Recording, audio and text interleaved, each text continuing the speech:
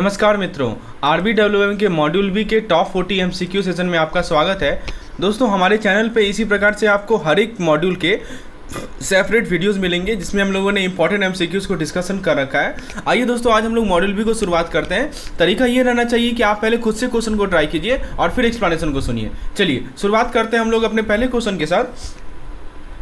पहला क्वेश्चन आपके स्क्रीन पर है कि home loan are sanction by bank for the following purpose. अब किस पर्पज के लिए होम लोन सैंक्शन किया जाता है, ठीक है। तो ऑप्शन वाइज बात करते हैं। पहला ऑप्शन कह रहा है purchase construction of house, purchase construction of flat, purchase of land and construction and addition to this existing house. तो ऑप्शन ए कह रहा है 1 only, 2 and 3 only, 1 2 and 3 only, 1 2 3 and 4 only. देखिए, यदि हम बात करें परचेज और कंस्ट्रक्शन ऑफ हाउस की, यानी बैंक होम लोन देती है अगर आप घर खरीदना या नया घर बनाना चाहते हैं। फॉर एग्जाम्पल, अगर किसी ने एक प्लॉट पे नया इंडिपेंडेंट हाउस बिल्ड करना है तो लोन मिल सकता है। बिल्कुल सही बात है। फिर कर रहा है परचेज कंस्ट्रक्शन ऑफ फ्लैट, मतलब अगर आप एक फ्लैट खरीद रहे हैं या बिल्डिंग में एक फ्लैट कंस्ट्रक्ट करवाना चाहते हैं तो भी होम लोन अप्लाई किया जा सकता है। आजकल फ्लैट बहुत पॉपुलर हो गए हैं, स्पेशली अर्बन एरिया में। बिल्कुल सही बात है। Purchase of land and construction, देखिए यानी पहले लैंड खरीदना और फिर उसके बाद उस पर लैंड पे कंस्ट्रक्शन करना। बैंक ये भी कवर करते हैं, पर ध्यान रखना होता है कि construction within a specific time frame complete हो। और लास्ट का है addition to the existing house, मगर अगर आपके एग्जिस्टिंग घर में कुछ एडिशन करना है, जैसे एक नया रूम बनाना है या कोई एक्सटेंशन करना है, तो उसके लिए भी बैंक होम लोन प्रोवाइड करते हैं। जैसे मान लीजिए कि आप अपने घर का एरिया बढ़ा रहे हैं या एक एक्स्ट्रा फ्लोर बनाना चाहते हैं, राइट। तो यहाँ पे सभी ऑप्शन वैलिड है क्योंकि बैंक अलग अलग पर्पज़ के लिए होम लोन सैंक्शन करते हैं। तो सही जवाब क्या हो जाएगा? ऑप्शन नंबर डी, 1 2 3 एंड 4, यानी घर या फ्लैट खरीदना, नया बनाना, लैंड खरीदना और कंस्ट्रक्शन करना, या फिर एग्जिस्टिंग घर में एडिशन करना, इन सभी के लिए लोन दिए जा सकते हैं। तो यहाँ से हमने क्या देखा कि होम लोन बैंक से लेने के लिए आपको घर फ्लैट खरीदने, लैंड पे कंस्ट्रक्शन या एडिशन जैसे सब पर्पस के लिए अप्लाई करना होता है। सभी ऑप्शन इंक्लूडेड होते हैं, राइट। तो ये आपको पता होना चाहिए कि होम लोन का किस किस पर्पस से सैंक्शन किया जा सकता है। अगला सवाल है ऑटो लोन के बारे में, व्हीकल लोन के बारे में। तो आइए देखते हैं क्या सवाल कर रहा है। तो क्वेश्चन में कहा गया है कि ऑटो लोन जो बैंक देती है वो किस पर्पस के लिए देती है, ठीक है। तो ऑप्शन देखते हैं। पहला ऑप्शन कह रहा है परचेज ऑफ न्यू कार, दूसरा कह रहा है परचेज ऑफ यूज्ड कार, तीसरा कह रहा है purchase of two wheeler, fourth option है purchase of all of the above. देखिए, परचेज ऑफ न्यू कार की यदि हम बात करें तो बैंक ऑटो लोन प्रोवाइड करते हैं अगर आप एक न्यू ब्रांड कार खरीदना चाहते हैं। आजकल न्यू कार की फाइनेंसिंग ऑप्शन बहुत इजीली अवेलेबल है। यूज कार की बात करें तो मतलब अगर आप एक सेकंड हैंड या यूज कार लेना चाहते हैं तो भी बैंक आपको लोन देती है, लेकिन इंटरेस्ट रेट और लोन टर्म थोड़े डिफरेंट हो सकते हैं। परचेज ऑफ टू व्हीलर, तो अगर आप बाइक या स्कूटर जैसे टू व्हीलर खरीदना चाहते हैं तो बैंक उसके लिए भी लोन देती है, यानी आप न्यू बाइक परचेज कर सकते हैं लोन लेकर। ऑप्शन डी कर रहा है purchase of all of the above, यानी कि सभी ऑप्शन कवर होते हैं, चाहे न्यू कार हो, चाहे यूज्ड कार हो या टू व्हीलर हो। बैंक ये सारी चीज़ें फाइनेंस करती है, इसलिए करेक्ट आंसर है option number D, all of the above, right. चलिए क्वेश्चन नंबर 3 की ओर बढ़ते हैं आगे। तो हमने इसका देख लिया आंसर क्या है, राइट। अब देखिए सवाल है, अगला सवाल है हमारे सामने कि जो पर्सनल लोन है वो बैंक सैंक्शन करती है किस बेसिस पर। ऑप्शन वाइज बात करते हैं। पहला कर रहा है salary in case of employ, यदि एम्प्लॉय है तो सैलरी देखते हैं। तो अगर आप एम्प्लॉयड है तो बैंक आपकी सैलरी के बेसिस पर डिसाइड करती है कि आप एलिजिबल हैं या नहीं हैं, यानी जितनी सैलरी ज़्यादा होगी उतनी लोन की एलिजिबिलिटी भी अच्छी होगी। बिल्कुल सही बात है। फिर कह रहा है मंथली और annual income in case of business person. Business person के केस में उनकी मंथली या एनुअल इनकम देखी जाती है, ताकि उनके मेन चीज़ क्या है यहाँ पे, मेन चीज़ है कि रिपेमेंट कैपेसिटी कितनी है, इनकी क्षमता कितनी है कि वो रिपे कर पाएंगे। उसी बेसिस पे इनको लोन सैंक्शन किया जाता है, राइट। तो बेस्ड ऑन देयर मंथली और annual income repayment capacity is decided. तो यह इनकम स्टेबिलिटी इंश्योर करने के लिए होता है, तो ये भी सही है। और लास्ट कर रहा है number of years of service. Bank ये भी चेक करती है कि आप कितने साल से जॉब या बिजनेस में हैं। ज़्यादा ईयर ऑफ सर्विस बिजनेस का मतलब होता है कि आप फाइनेंशियली स्टेबल हैं, जो लोन अप्रूवल के चांसेस बढ़ाते हैं, ठीक है। तो हमने क्या देखा, ऑप्शन कर रहा है 1 only, 1 and 2 and 3 only, 1 and 3 only, right. और लास्ट है हमारा यस 1 2 एंड 3। देखिए सभी फैक्टर मैटर करते हैं जब पर्सनल लोन सैंक्शन किए जाते हैं, यानी एम्प्लॉय की सैलरी, बिजनेस पर्सन की इनकम और सर्विस बिजनेस का ईयर सब देखा जाता है। तो यहाँ पे की पॉइंट्स आप याद रखेंगे कि ऑटो लोन के केस में बैंक, अभी हमने 3 MCQ जो डिस्कस किए उसमें की पॉइंट्स आपको याद रखना है कि ऑटो लोन के केस में बैंक नया car, use car, two wheeler सबका सब कवर करता है, और पर्सनल लोन के केस में बैंक देखते हैं कि आपके सैलरी, इनकम और कितने साल से आप बिजनेस या जॉब में हैं। ये 2 चीज़ आपको याद रहेगा ना। चलिए अगले सवाल की ओर हम लोग बढ़ते हैं आगे। और अगला सवाल आपके स्क्रीन पर है, आपसे ये पूछा जा रहा है कि जो हमारा रिटेल लोन प्रोसेसिंग सेंटर होता है बैंक का, वो क्यों डिज़ाइन किया जाता है। यानी कि ऑप्शन क्वेश्चन है कि जो हमारे रिटेल लोन प्रोसेसिंग सेंटर होते हैं, why it is design, right. तो चलिए ऑप्शन देखते हैं। तो पहला ऑप्शन कह रहा है सोर्स रिटेल एसेट बिजनेस, यानी रिटेल लोन प्रोसेसिंग सेंटर का काम होता है नए रिटेल लोन कस्टमर को अट्रैक्ट करना और बिजनेस जनरेट करना। फॉर एग्जांपल ये सेंटर मार्केटिंग कंपेन कर सकते हैं। क्या कर सकते हैं? मार्केटिंग कंपेन कर सकते हैं। This centre can do marketing campaign, right. और ठीक है, तो मार्केटिंग का देखिए, रिटेल लोन प्रोसेसिंग सेंटर का काम होता है कि नए रिटेल लोन कस्टमर को अट्रैक्ट करना और नए रिटेल कस्टमर को अट्रैक्ट करना, राइट, और फिर बिजनेस जनरेट करना। फॉर एग्जांपल ये सेंटर मार्केटिंग कंपेन कर सकते हैं या पार्टनरशिप टाई अप कर सकते हैं ताकि ज़्यादा से ज़्यादा कस्टमर आए। ठीक है, ये तो सही है। फिर कर रहा है ऑप्शन 2 कर रहा है प्रोसेस रिटेल लोन, मतलब लोन एप्लीकेशन को प्रोसेस करना, यही कर रहा है ना। तो यानी जो भी डॉक्यूमेंटेशन और लोन अप्रूवल के लिए स्टेप्स होते हैं वो यहाँ हैंडल किए जाते हैं। इमेजिन कीजिए यह सेंटर जैसे एक हब है जहाँ पे आपका लोन रिक्वेस्ट वेरीफाई और प्रोसेस किया जाता है, तो ये भी सही है। तीसरा ऑप्शन कर रहा है डू द वैल्यूएशन और लीगल ओपिनियन वेरेवर नेसेसरी, यानी लोन देने से पहले ये सेंटर प्रॉपर्टी के वैल्यूएशन या लीगल चेक भी करते हैं। जैसे आप अगर होम लोन ले रहे हैं तो प्रॉपर्टी के मार्केट वैल्यू और लीगल डॉक्यूमेंट की चेकिंग यह सेंटर इंश्योर करते हैं।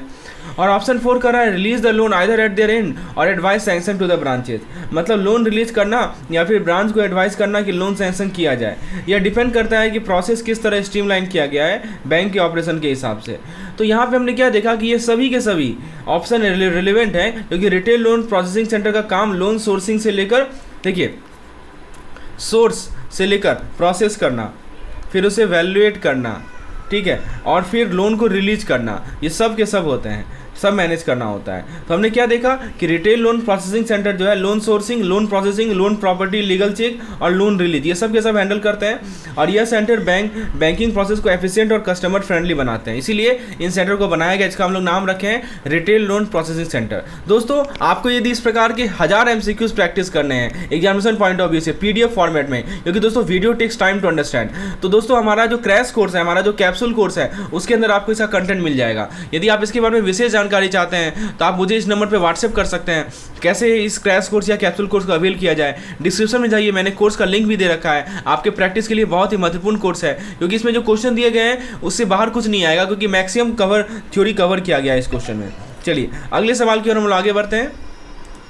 क्वेश्चन नंबर 5 अगर आपने स्क्रीन पर है, आपसे पूछा जा रहा है कि टाइप्स ऑफ क्रेडिट कार्ड जो बैंक इशू करते हैं वो कौन कौन सा होता है। तो चलिए ऑप्शन को समझते हैं। पहला ऑप्शन कर रहा है सिल्वर कार्ड।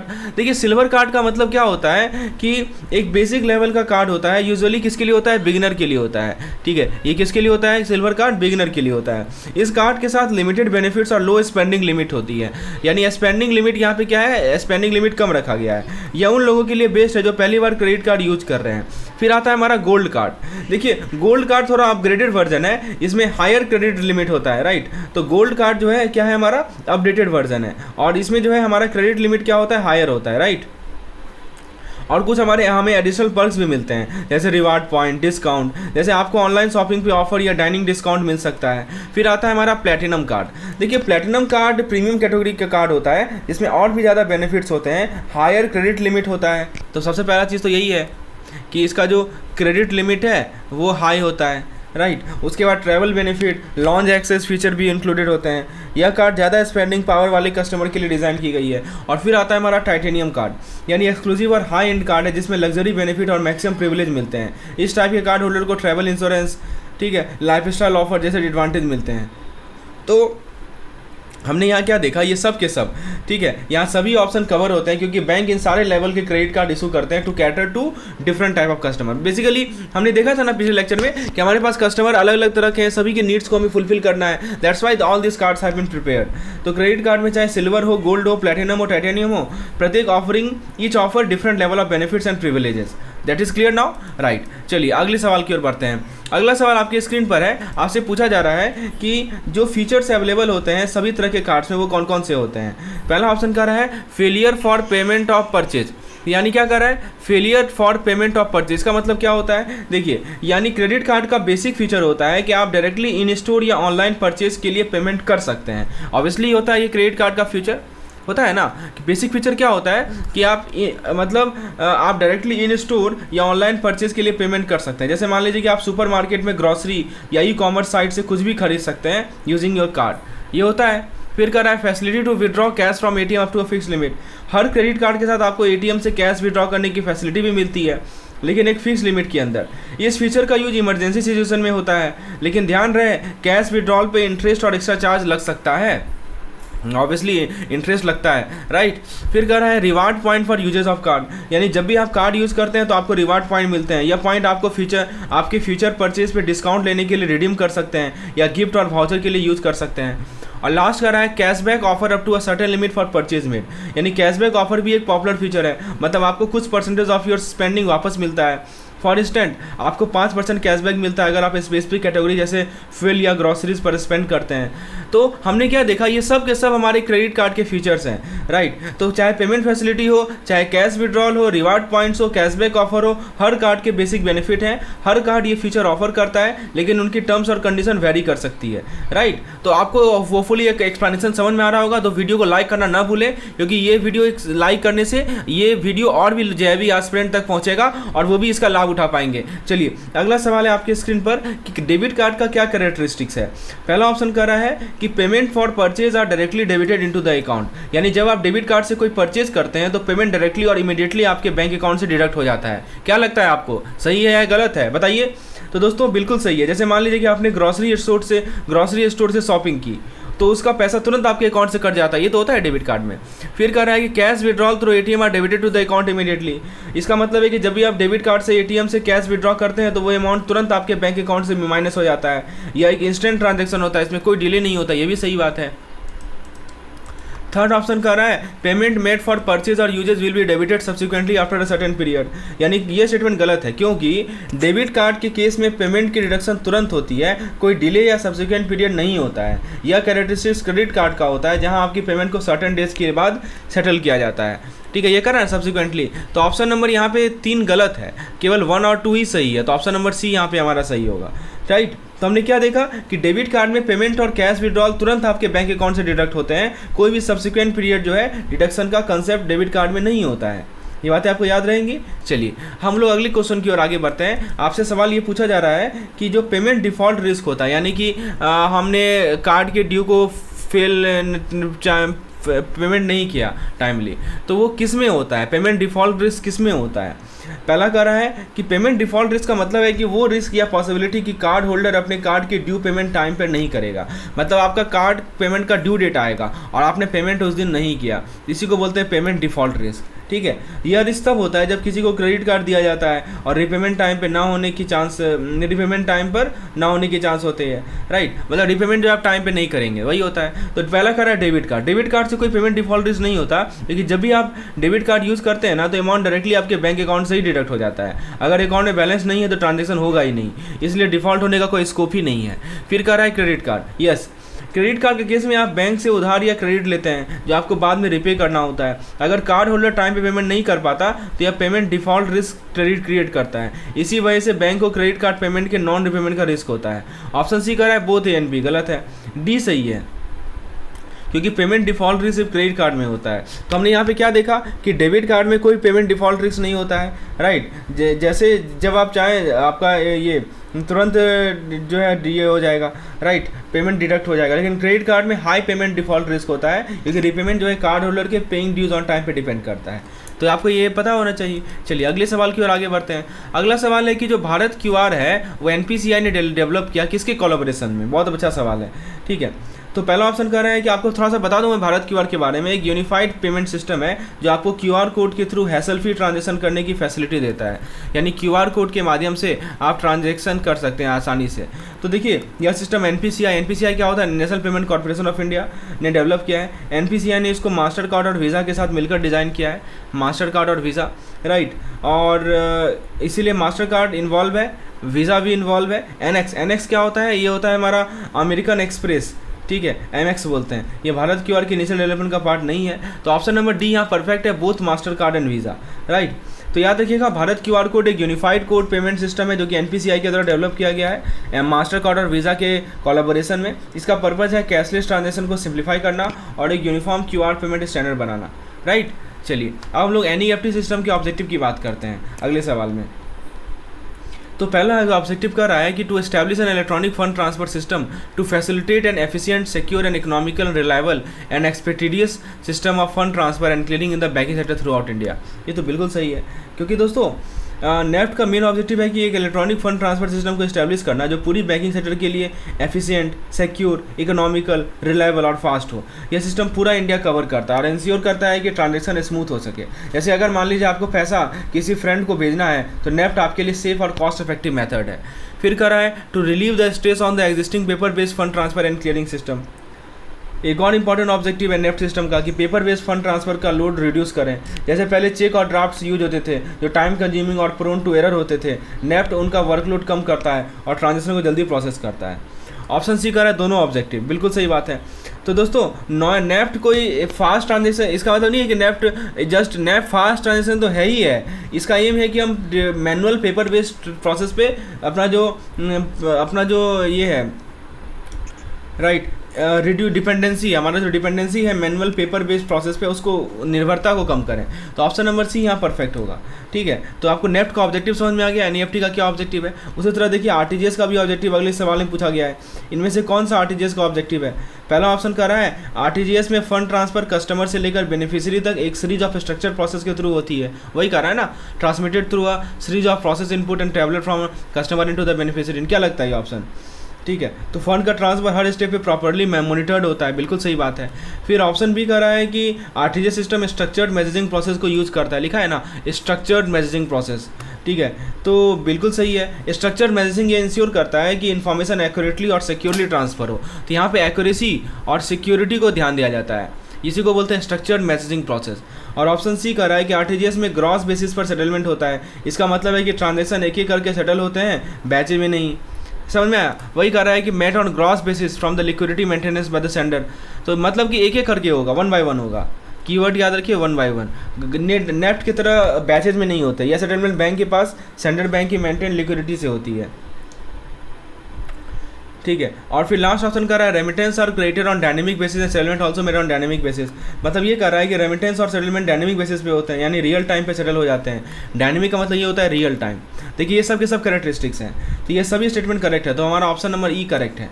तो हमने क्या देखा, आरटीजीएस सिस्टम में की पॉइंट्स क्या क्या है हमें याद रखना है। पहला कि ये हमारा रियल टाइम होता है। उसके बाद हमने देखा कि ग्रॉस सेटलमेंट होता है, ग्रॉस बेसिस पे फंड सेटलमेंट होता है। फिर हमने देखा कि हमारा स्ट्रक्चर्ड मैसेजिंग होता है, राइट, और डायनेमिक बेसिस पे सेटलमेंट इंश्योर करता है कि ट्रांजेक्शन जल्दी और इफेक्टिवली हो। तो ये सब चीज़ याद रखिएगा, आरटीजीएस का बहुत इंपॉर्टेंट कैरेक्टरिस्टिक्स है, right. Please remember this point. अब हम लोग आगे बढ़ते हैं और अगले सवाल में देखते हैं कि ईसीएस पेमेंट का, इलेक्ट्रॉनिक क्लियरिंग सिस्टम की बात हो रही है, इसका क्या एडवांटेज है, आइए देखते हैं। तो सबसे पहले ऑप्शन ये कह रहा है कि ईसीएस सिस्टम में चेक इशू करने की ज़रूरत नहीं होती है। लिखा है no need for issuing any cheque to the beneficiary. देखिए पेमेंट ऑटोमेटिकली हो जाता है, ऑटोमेटिक पेमेंट होता है, राइट। तो इसके लिए चेक राइटिंग को हैंडलिंग की टाइम कंज्यूमिंग प्रोसेस से आपको छुटकारा मिलता है। तो ये तो बिल्कुल सही है। फिर कह रहा है कि फिर कह रहा है कि आपके अकाउंट में सफिशिएंट बैलेंस है तो पेमेंट डिफॉल्ट होने के चांसेस नहीं होता है। वही कह रहा है ना, payment default will not happen if there is sufficient balance in the account. बिल्कुल सही बात है। ईसीएस क्या करता है, ऑटोमेटिकली पैसा ट्रांसफर कर देता है without any issue. Option C कर रहा है कि बेनिफिशियरी को फॉलोअप करने की जरूरत नहीं होती है। जैसे मैंडेट सेट हो जाता है, देखिए यहाँ लिखा है ना कि जैसे आपका मैंडेट एक बार सेट हो गया तो मैंडेट सेट होने के बाद राइट पेमेंट ऑटोमेटिकली हो जाता है, जो बेनिफिशियरी के लिए काफ़ी कन्वीनियंट है। ये भी सही है। और ऑप्शन डी कर रहा है कि मैंडेट इशूअर के लिए भी हैसल फ्री प्रोसेस है। लिखा है यहाँ पे hassle free for mandate issuer, right, क्योंकि अलग अलग पेमेंट के लिए बार बार चेक इशू करने की जरूरत नहीं होती, या टाइम और एफर्ट दोनों बचाता है। तो ये सभी ऑप्शन करेक्ट है। ईसीएस पेमेंट का बिगेस्ट एडवांटेज है कि ये convenient, time saving, error free process है।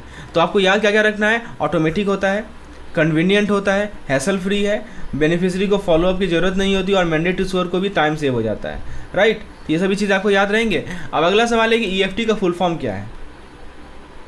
तो ईएफटी होता है हमारा, पहला ऑप्शन का रहा है इलेक्ट्रॉनिक फॉरेन ट्रांसफ़र, गलत है। ईएफटी का मतलब ये नहीं होता है। फिर का रहा है इलेक्ट्रॉनिक फाइनेंशियल ट्रांसफ़र, देखिए यहाँ लिखा है इलेक्ट्रॉनिक फाइनेंशियल ट्रांसफ़र, ये भी गलत है। फिर सी का रहा है इलेक्ट्रॉनिक फंड ट्रांसफ़र, बिल्कुल सही जवाब। देखिए ईएफटी एक ऐसे सिस्टम है जिसमें आप इलेक्ट्रॉनिकली पैसा ट्रांसफ़र कर सकते हैं, राइट। EFT का मतलब ये होता है कि आप इलेक्ट्रॉनिकली पैसा ट्रांसफ़र कर सकते हैं बिना किसी फिजिकल कैश मूवमेंट के। अब जैसे मैं एग्जांपल बताऊं, NEFT हो गया, जैसे मैं आपको एग्जांपल तो RTGS हो गया, फिर IMPS हो गया, ये सब के सब EFT के एग्जांपल हैं। तो electronic fund transfer full form याद रखिएगा, EFT का फुल फॉर्म होता है, राइट। यही चीज़ समझाना चाह रहा है ये पार्टिकुलर क्वेश्चन। चलिए अगला सवाल हम देखते हैं कि a settlement system in which processing and final payment of fund transfer instruction takes place continuously। ठीक है, यानी क्या कर रहा है कि एक ऐसा सेटलमेंट सिस्टम जहाँ पे प्रोसेसिंग और फाइनल पेमेंट जो है लगातार होता रहे। ऑप्शन ए कर रहा है डेबिट क्लियरिंग सिस्टम। देखिए ये गलत है, ये एक ऐसा सिस्टम है जो डेबिट को क्लियर करता है लेकिन कंटिन्यूस प्रोसेसिंग से रिलेटेड नहीं। यहाँ पे कीवर्ड क्या है, कंटिन्यूस प्रोसेसिंग, राइट। ये नहीं होगा, क्रेडिट क्लियरिंग सिस्टम भी नहीं होगा, ठीक है। यह सिस्टम क्रेडिट को प्रोसेस करता है, पर यहाँ भी कंटिन्यूस और रियल टाइम सेटलमेंट की बात की गई है। फिर तीसरा है हमारा नेशनल क्लियरिंग सिस्टम, तो यह भी सही जवाब नहीं है। यह टर्म पूरे देश में क्लियरिंग प्रोसेस को रेफर करता है, but again it is not real time. और लास्ट है रियल टाइम ग्रॉस सेटलमेंट, बिल्कुल सही बात है, क्योंकि RTGS सिस्टम वो है जिसमें फंड ट्रांसफर इंस्ट्रक्शन कंटिन्यूसली और रियल टाइम पे प्रोसेस होते हैं। ट्रांजेक्शन एक एक करके बिना किसी डिले का प्रोसेस होता है और सेटलमेंट ग्रॉस बेसिस पे होता है, मतलब हर ट्रांजेक्शन अलग से सेटल होती है, बैचिंग या नेटिंग नहीं होती है। तो RTGS के बारे में याद रहेगा ना आपको कि रियल टाइम ग्रॉस सेटलमेंट है जिससे कोई कंटिन्यूस और सिक्योर फंड ट्रांसफर होता है, हाई वैल्यू ट्रांजेक्शन के लिए यूज किया जाता है ये, राइट। ये सभी की पॉइंट्स को हमें याद रखना है रिगार्डिंग द RTGS। चलिए अगले सवाल की ओर आगे बढ़ते हैं। अगला सवाल है कि भारत के पेमेंट सिस्टम के बारे में कौन सा कथन सही है। ठीक है, पहला ऑप्शन कह रहा है India is categorise as a leader और strong in more than 50% indicator of the benchmark report. मतलब ये कह रहा है कि इंडिया को लीडर या स्ट्रॉन्ग कैटेगरी में रखा गया है मोर देन 50% इंडिकेटर के लिए बेंचमार्क रिपोर्ट के अकॉर्डिंग। यह दिखाता है कि इंडिया ने पेमेंट सिस्टम में सिग्निफिकेंट प्रोग्रेस किया है, बिल्कुल सही बात है। फिर कह रहा है कि इंडिया इज लीडरशिप, ठीक है, इंडिया लीडरशिप पोजीशन में है, स्पेशली लार्ज पेमेंट सिस्टम जैसे RTGS और फास्ट पेमेंट सिस्टम जैसे UPI। इंडिया ने डिजिटल ट्रांजेक्शन में काफ़ी अच्छा इंफ्रास्ट्रक्चर डेवलप किया है, ये भी सही है। ऑप्शन सी कह रहा है कि इंडिया ने काफ़ी प्रोग्रेस की है कुछ एरिया में, हम अभी भी पीछे हैं, जैसे कि पीपल पर ATM या POS टर्मिनल, लिखा है ना, पीपल पर ATM या POS टर्मिनल, ये भी सही बात है। तो यहाँ पे सब के सब स्टेटमेंट सही हैं। देखिए इंडिया स्ट्रॉन्ग कैटेगरी में है पेमेंट सिस्टम के टर्म्स में और लीडरशिप पोजीशन में भी है, लेकिन कुछ एरिया जैसे कि ATM हो गया, POS हो गया, इसके एक्सेसिबिलिटी में इंप्रूवमेंट की ज़रूरत है। UPI, RTGS, large scale digital payment का इंटीग्रेशन ने इंडिया को ग्लोबल रिकॉग्निशन दिया है, राइट। तो होपफुली अगर आपको ये क्वेश्चन और एक्सप्लेनेशन क्लियर लगी तो वीडियो को लाइक करें और चैनल को सब्सक्राइब जरूर करें। अब हम लोग अगले सवाल की ओर आगे बढ़ते हैं। बहुत इंटरेस्टिंग सवाल है आपके सामने, आइए इसको डिस्कस करते हैं। देखिए सवाल ये है कि ओके, तो ये तो क्वेश्चन हमने डिस्कशन किया है लीडरशिप के regarding. Yes, process model in retail banking structure dot, यानी जो प्रोसेस मॉडल होते हैं रिटेल बैंकिंग वो कैसे स्ट्रक्चर होते हैं, तो हम लोग डिस्कस करेंगे प्रोसेस मॉडल के बारे में। यह क्वेश्चन बताता है कि कैसे रिटेल बैंक अपने ऑपरेशन को ऑर्गेनाइज करते हैं अलग अलग प्रोडक्ट और सर्विस के लिए। चलिए सारे ऑप्शन को समझते हैं और देखते हैं कि सही जवाब क्या है। पहला ऑप्शन कह रहा है horizontally organise model where individual process platform support one product only. समझने का प्रयास कीजिए क्या कहना चाह रहा है। देखिए मतलब ये हुआ कि हॉरिजॉन्टली ऑर्गेनाइज मॉडल जिसमें हर प्रोसेस प्लेटफॉर्म सिर्फ एक ही प्रोडक्ट को सपोर्ट करता है। मतलब अगर बैंक के पास लोन और सेविंग अकाउंट है तो इनके लिए अलग अलग प्रोसेस प्लेटफॉर्म बनाए गए हैं, ठीक है। मान लीजिए बैंक के पास लोन है या सेविंग अकाउंट है तो इनके लिए क्या बनाए गए हैं, अलग अलग प्रोसेस प्लेटफॉर्म बनाए गए हैं जो बस एक ही प्रोडक्ट को हैंडल करता है। तो प्लेटफॉर्म अलग बनाए इनके लिए और ये क्या करता है, एक ही प्रोडक्ट को हैंडल करता है, राइट। तो यह मॉडल कम फ्लेक्सिबिलिटी देता है क्योंकि यह प्लेटफॉर्म सिर्फ एक प्रोडक्ट तक ही लिमिटेड है, ठीक है। तो यह ऑप्शन करेक्ट हो सकता है क्योंकि यह प्लेटफॉर्म सिर्फ एक प्रोडक्ट तक ही लिमिटेड है, राइट। लेकिन आगे भी ऑप्शन को देख लेते हैं। तो horizontally organise model where individual process platform support one product वाली, जैसे मैंने आपको बताया लोन हो गया, सेविंग अकाउंट हो गया, राइट, जो कि क्या करते हैं, इनके लिए अलग अलग प्रोसेस प्लेटफॉर्म बनाए गए हैं जो बस एक ही प्रोडक्ट को हैंडल करते हैं।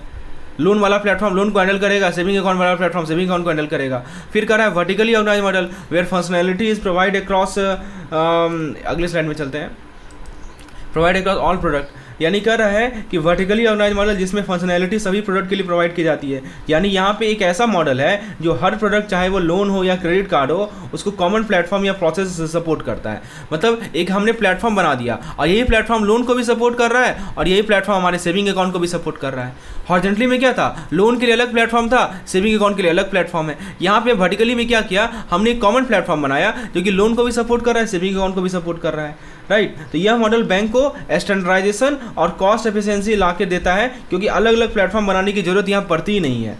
यह भी ऑप्शन सही है, ठीक है। अब हम लोग ऑप्शन सी की ओर बढ़ते हैं। ऑप्शन सी कर रहा है predominantly organise model with some modernisation, ठीक है। देखिए क्या कर रहा है कि प्रीडोमिनेटली ऑर्गेनाइज मॉडल जिसमें कुछ मॉडर्नाइजेशन होती है और एक प्रोडक्ट ओरिएंटेड फीडबैक सिस्टम भी शामिल होता है, लिखा है ना प्रोडक्ट ओरिएंटेड फीडबैक सिस्टम। देखिए इसका मतलब ये होता है कि यह मॉडल मेनली हॉरिजॉन्टल है, लेकिन प्रोडक्ट को कस्टमाइज करने के लिए कुछ मॉड्यूल्स या सेपरेट फीचर भी हैं, यानी आप प्रोडक्ट को कस्टमाइज भी कर सकते हैं। उसके लिए आपको कुछ मॉड्यूल्स मिले हैं, उसके लिए आपको कुछ फीचर्स मिले हैं, राइट, कस्टमाइज करने के लिए। यह फीडबैक से प्रोसेस को इम्प्रूव करने में मदद करता है और थोड़ी फ्लेक्सिबिलिटी भी प्रोवाइड करता है। बिल्कुल सही बात है। अभी भी हॉरिजॉन्टल है। हॉरिजॉन्टल का मतलब मैंने क्या बताया कि सभी प्रोडक्ट के लिए आपको सेपरेट प्लेटफॉर्म है। For each product there is a separate platform, but additionally there is some customisation option only. मान लीजिए आपको दिखा कि हाँ यूजर को इस चीज़ की रिक्वायरमेंट है, तो आप उस प्रोडक्ट को कस्टमाइज कर सकते हैं। आप हॉरिजॉन्टल मॉडल में कस्टमाइजेशन नहीं कर सकते थे, लेकिन यहाँ पे प्रीडोमिनेटली वर्ड यूज़ किया गया, इसलिए यहाँ पे कस्टमाइजेशन का ऑप्शन आपको दिया गया है, राइट। जो फीडबैक मिल रहा है उसके अकॉर्डिंग का प्रोडक्ट को ओरिएंट कर सकते हैं। ऑप्शन डी कर रहा है कि प्रीडोमिनेटली वर्टिकली ऑर्गेनाइज मॉडल, जो कि एक हाइब्रिड मॉडल है। इसको क्या कहा जाता है? हाइब्रिड मॉडल कहा जाता है, जो ज़्यादातर रिलेटेड सर्विस के लिए कॉमन इन्फॉर्मेशन प्रोवाइड करती हैं। इसका मतलब ये हुआ कि इसमें वर्टिकल मॉडल का स्ट्रक्चर तो है ही है, क्योंकि वर्टिकल वर्ड लिखा हुआ है। वर्टिकल मॉडल का स्ट्रक्चर है ही है, जो कॉमन डेटा शेयर कर सकता है अक्रॉस ऑल सर्विसेज, जैसे कि कस्टमर के लिए एक ही डेटा यूज हो सकता है मल्टीपल सर्विस में। समझ में आ रहा है? इसमें वर्टिकल मॉडल का स्ट्रक्चर है जो कॉमन डेटा शेयर कर सकता है क्रॉस सर्विस। मैंने वर्टिकल मॉडल में क्या बताया आपको? एक ही प्लेटफॉर्म पे सारे सर्विस कनेक्टेड है। यहाँ पे बात हो जाती है कॉमन डेटा की, ठीक है। यहाँ फ्लेक्सिबिलिटी और इंटीग्रेशन भी ऑफर करता है, तो यह भी एक वैलिड ऑप्शन है। ऑप्शन नहीं कहता है ऑल ऑफ द अबव, बिल्कुल सही बात है, ठीक है। तो इनमें से कोई भी, मतलब बैंक अपने नीड्स और फोकस के हिसाब से कोई भी मॉडल यूज़ कर सकता है, जैसे फुल्ली हॉरिजॉन्टल, फुल्ली वर्टिकल या फिर हाइब्रिड मॉडल। तो इन सभी ऑप्शन में से कोई भी एक मॉडल यूज हो सकता है, और ये ऑप्शन ई को करेक्ट आंसर बताता है। तो जल्दी से एक बार रिकैप कर ले, अभी जो पॉइंट हमने क्लियर किया एक बार रिकैप कीजिए। देखिए मैंने क्या बताया, रिटेल बैंकिंग में प्रोसेस मॉडल अलग अलग तरीके से स्ट्रक्चर्ड हो सकते हैं। जैसे हॉरिजॉन्टल मॉडल में एक प्लेटफॉर्म एक प्रोडक्ट, याद रखिए वन प्लेटफॉर्म वन प्रोडक्ट, ठीक है, एक सिंपल वर्ड है, वन प्लेटफॉर्म वन प्रोडक्ट। किसमें? हॉरिजॉन्टल मॉडल में। वर्टिकल मॉडल में एक प्लेटफॉर्म सभी product, one platform all product. आपको कभी कंफ्यूजन नहीं होगा। देखिए मैं बोलता हूँ ना कि मैं केवल एमसीक्यू ही नहीं करवाता हूँ, मैं एमसीक्यू से कंसेप्ट क्लियर करवाता हूँ। That is the main focus. आपको इससे कोई भी सवाल क्यों ना पूछ दे, 15 तरह का सवाल बन सकता है इस चीज़ से। आपको यदि कंसेप्ट क्लियर है ना, आप सबका जवाब दे देंगे। That is what we do in our MCQ session. और आप इसी प्रकार से मैं रिक्वेस्ट करूंगा आपसे कि जितना भी एमसीक्यू सेशन है उसका आप जरूर देखें, क्योंकि आपको कंसेप्चुअल क्लैरिटी मिलेगी। ऑप्शन सी कर रहा है, तो हमने क्या देखा? हॉरिजॉन्टल मॉडल में one platform one product. Vertically oriented में क्या देखा? One platform all product. फिर हमने क्या देखा? फिर वर्टिकल मॉडल में एक प्लेटफॉर्म सभी प्रोडक्ट को हैंडल करता है। हाइब्रिड मॉडल भी होते हैं जो फ्लेक्सिबिलिटी और एफिशिएंसी लाते हैं। तो बैंक अपने ऑपरेशन के हिसाब से, राइट, बैंक अपने ऑपरेशन के हिसाब से, कस्टमर नीड के हिसाब से कोई भी मॉडल सेलेक्ट कर सकते हैं। चलिए अब हम लोग आगे बात करते हैं। अब सवाल है कि जो बैंक है वो कौन से टेक्नोलॉजी मॉडल को अडॉप्ट करती है, ठीक है। तो हम समझेंगे कि बैंक अपनी टेक्नोलॉजी को मैनेज करने के लिए कौन सा मॉडल यूज़ करती है। या क्वेश्चन में बताता है कि टेक्नोलॉजी मैनेज करने के लिए बैंक के पास अलग अलग ऑप्शन है जो उनके नीड्स और रिसोर्स पे डिपेंड करता है। पहला ऑप्शन कह रहा है फुल्ली आउटसोर्स मॉडल। क्या मतलब होता है इसका? इस मॉडल में बैंक अपनी टेक्नोलॉजी पूरी तरह से किसी थर्ड पार्टी वेंडर को आउटसोर्स कर देती है। मतलब सारे IT रिलेटेड सर्विसेज जैसे कि software development, data management, customer support third party handle करती है। यह मॉडल बैंक के लिए कॉस्ट सेविंग और हैसल फ्री हो सकता है, लेकिन इसमें रिस्क भी होता है क्योंकि एक्सटर्नल वेंडर पर हाई डिपेंडेंसी हो जाती है। तो ये एक पॉसिबल मॉडल है। फिर कह रहा है पार्शली आउटसोर्स मॉडल। इस मॉडल में बैंक कुछ IT फंक्शन को आउटसोर्स करते हैं और कुछ फंक्शन अपने पास ही रखते हैं। जैसे बैंक अपना डेटा मैनेजमेंट, जैसे मान लीजिए कि जो डेटा मैनेजमेंट है उसको बैंक ने क्या कर दिया? आउटसोर्स कर दिया, राइट।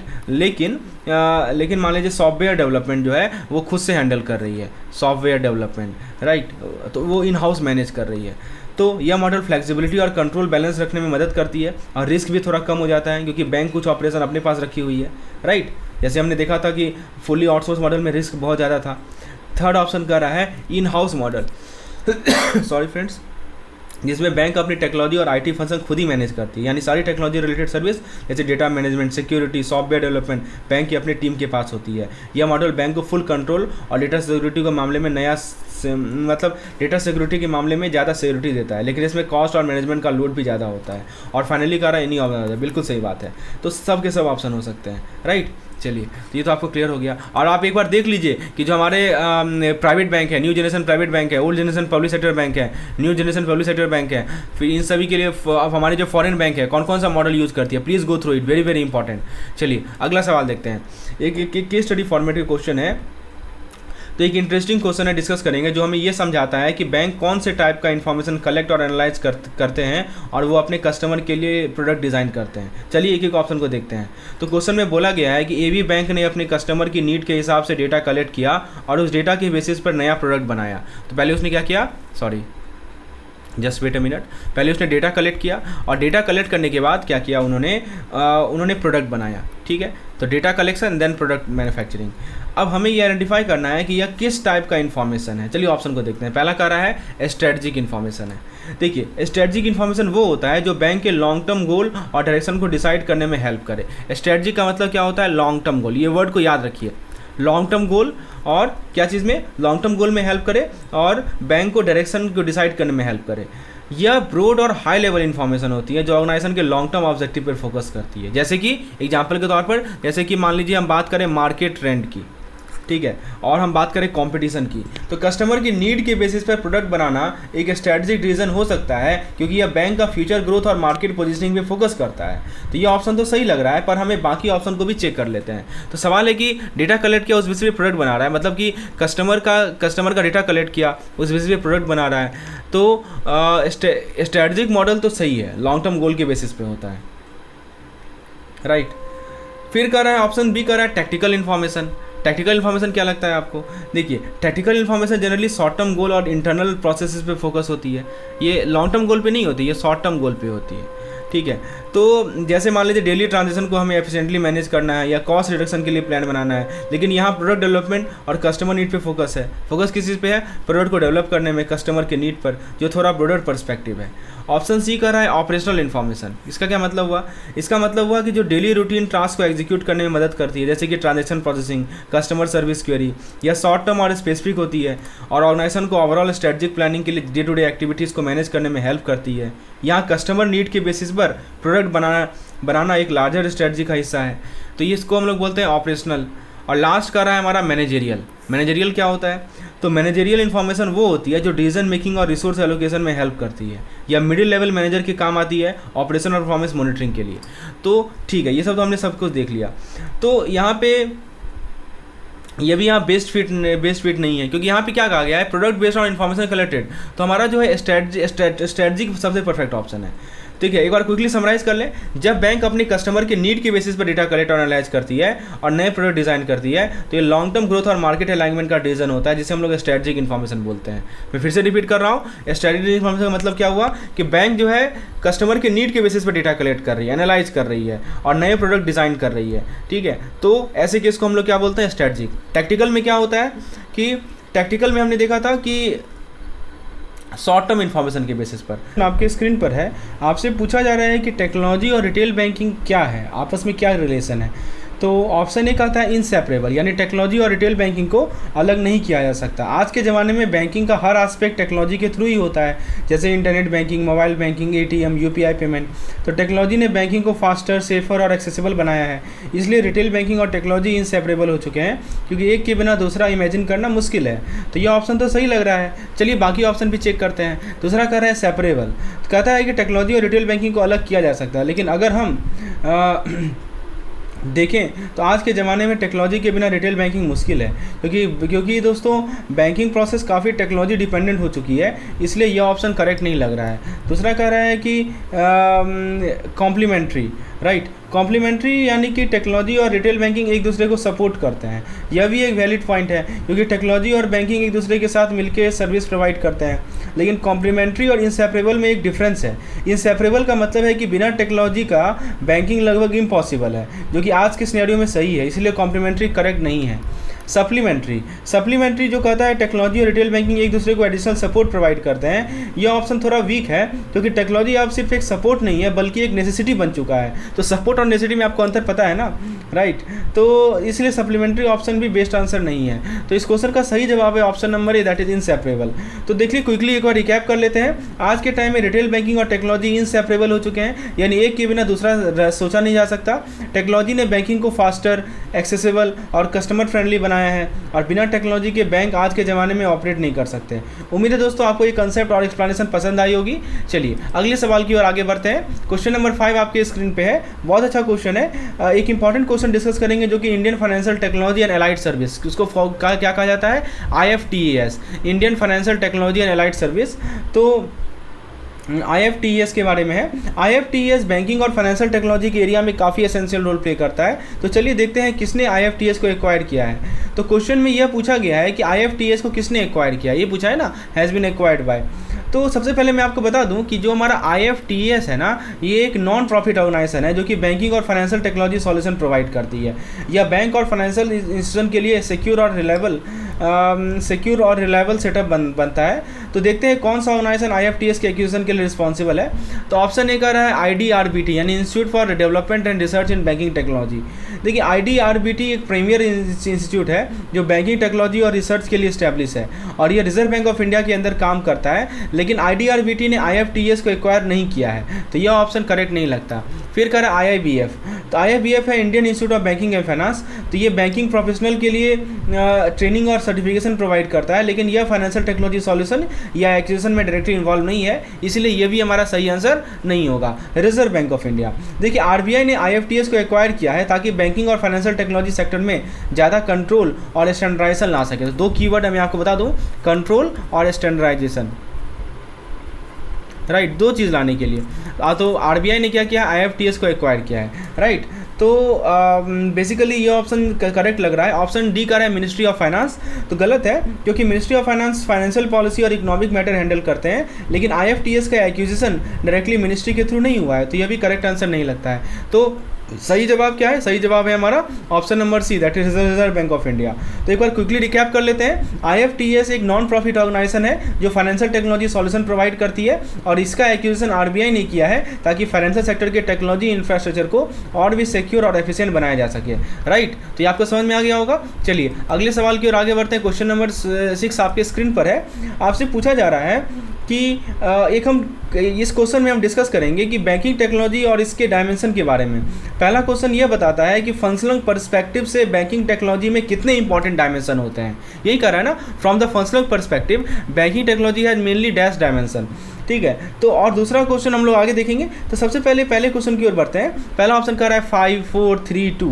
देखिए 5 जो कहता है कि फंक्शनल पर्सपेक्टिव में बैंकिंग टेक्नोलॉजी में 5 डायमेंशन होते हैं, लेकिन बैंकिंग टेक्नोलॉजी के कोर फंक्शन को कॉमनली 3 ही मेन एरिया में कैटेगराइज होता है। तो 5 नहीं होगा, 4 भी नहीं होगा, ठीक है। फंक्शनल पर्सपेक्टिव से कॉमनली बैंकिंग टेक्नोलॉजी में सिर्फ 3 इंपॉर्टेंट डायमेंशन है। वो कौन कौन से डायमेंशन है अब मैं आपको बताता हूँ। देखिए पहला डायमेंशन है हमारा ट्रांजैक्शन प्रोसेसिंग, पहला डायमेंशन है ट्रांजैक्शन प्रोसेसिंग। दूसरा डायमेंशन है कस्टमर इंफॉर्मेशन मैनेजमेंट, और तीसरा डायमेंशन है हमारा रिस्क मैनेजमेंट। तो याद रखिएगा फंक्शनल पर्सपेक्टिव से ये 3 ही मेन इंपॉर्टेंट डायमेंशन है, राइट। तो सही जवाब है इसका ऑप्शन नंबर सी। चलिए तो ये आपको समझ में आ गया, transaction processing, customer information management और risk management. Remember these are the 3 main dimension from functional perspective. अगला सवाल है कि banking technology is a discipline which deals with. तो बैंकिंग टेक्नोलॉजी एक ऐसा डिसिप्लिन है जो कि किससे डील करता है। पहला ऑप्शन कर रहा है फाइनेंस एंड रिस्क मैनेजमेंट। देखिए बैंकिंग टेक्नोलॉजी फाइनेंस और रिस्क मैनेजमेंट के एरिया को कवर जरूर करता है, क्योंकि टेक्नोलॉजी का रोल रिस्क असेसमेंट और फाइनेंशियल ट्रांजैक्शन में बहुत इंपॉर्टेंट है, राइट। टेक्नोलॉजी का रोल रिस्क असेसमेंट में और फाइनेंशियल ट्रांजैक्शन में बहुत इंपॉर्टेंट है।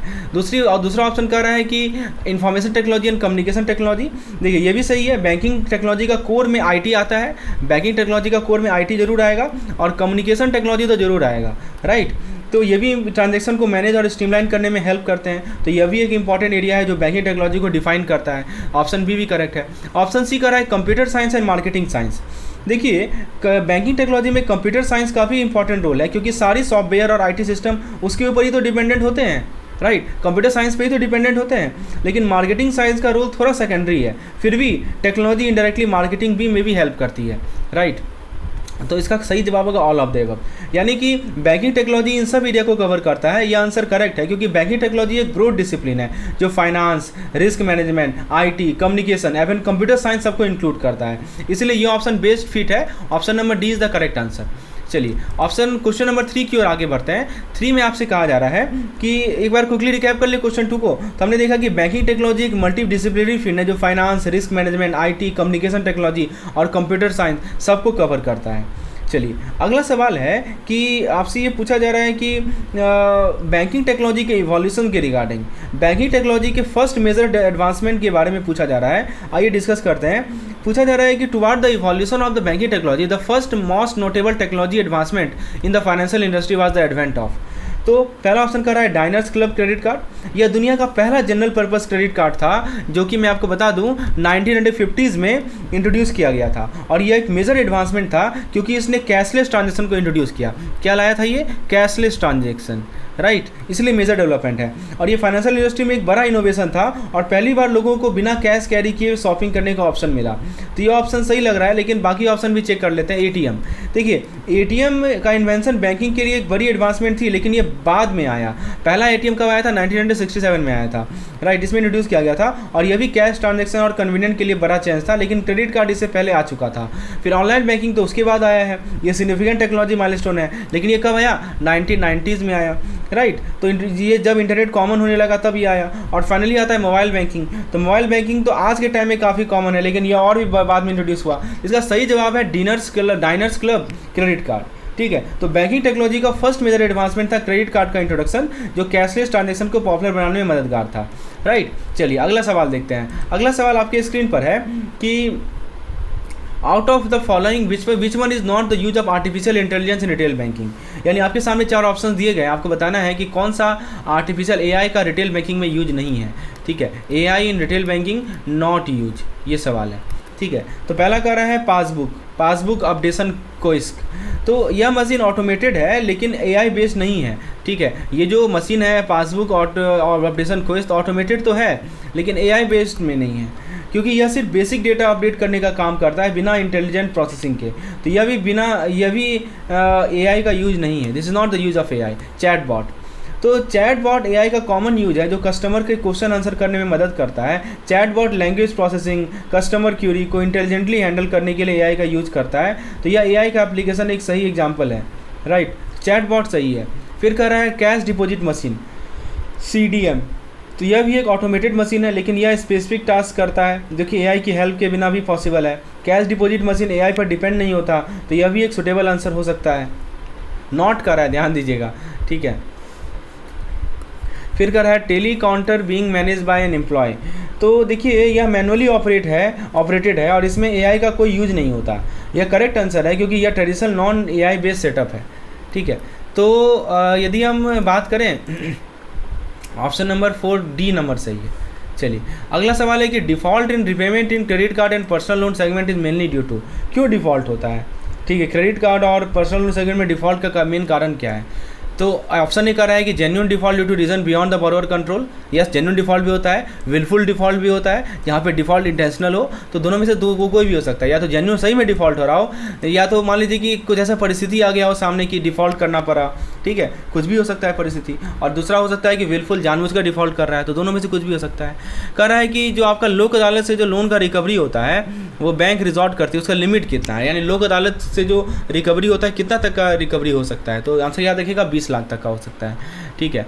और फिर उसके बाद के दोस्तों जो क्वेश्चंस हैं उसको हम लोग अगले वीडियो में डिस्कस करेंगे। धन्यवाद।